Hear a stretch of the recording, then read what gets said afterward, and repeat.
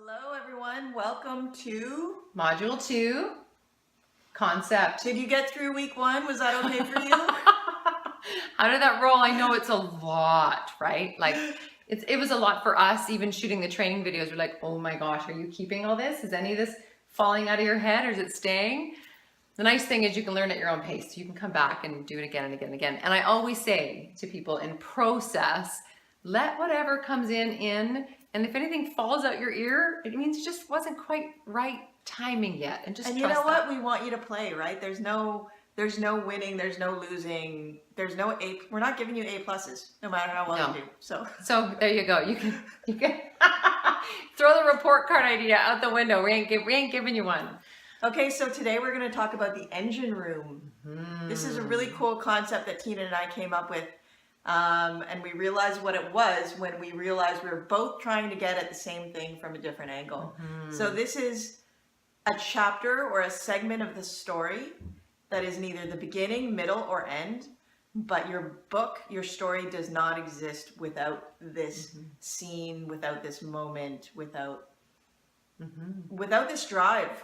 I think we've hit upon, it's related to conflict, but it's also more than that. It's also you as a writer, your inspiration, the thing that lives inside you and is bursting to come out. I had a client once who, in our core story call, I said, "What's going on?" And she said, "I'm gonna explode. I feel like I'm just gonna explode if I don't get this story out of me." And so your engine room is kind of like that. If you've read Liz Gilbert's book, Big Magic, and she floats that idea of ideas, that ideas are separate from us, that they're kind of like spirits or a muse, if you will. And to me, your engine room chapter is what she's talking about, where an idea knocks on the door and you open the door and you're like, oh my gosh, I got this idea.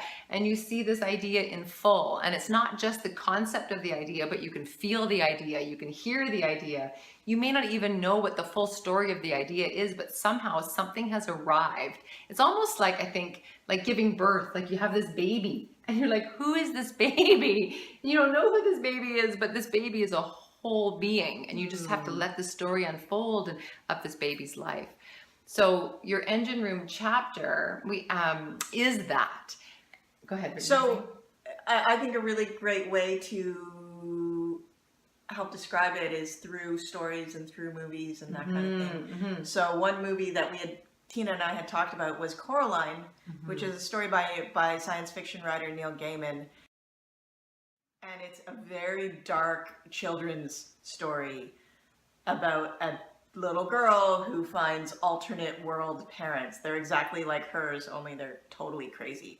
And Tina and I determined that the engine room for that book, or what we think it is actually at the beginning of the film when this little girl walks in and like kind of tugs on her parents' sleeve and she's like, Mommy, Mom. My parents do that to me all the time. My kids, Mom. And then the parents kind of ignore her because they're busy. So, how do you take that busy, preoccupied parent to the next level? And then after that, what's the next level after that? So this image of, as a child feeling neglected, where can you run with that? That's what we determined. And your engine room chapter is going to have some kind of a primal need in it. That's why it's like bursting through you, and it's going to have some sort of universality to it. That's why the language of need speaks so well, because we all can relate to that. And a really great game that we're going to play this week in the Facebook group is Name That Engine Room. And we might throw out some movies your way and we'll say, okay, some trailers in. Yeah, where you can find it. And what's really fun is when you think about, the way we got to that with Coraline is we said, what scene do you remember the most? And it was that scene. There was two of them. And so it was either that one or it was the image of the doll with the button eyes, right? And so that's what we're letting you run with this week. It's all about exploring that engine room. What is the engine room? What's the thing you're giving birth to? What is that scene that you're not gonna rest until you do it justice? Yeah. And hopefully when you get your engine room chapter written, it's gonna be the one that is going to make you feel really good about your story. Yeah, and it might even be able to stand alone. It might even be, Yeah.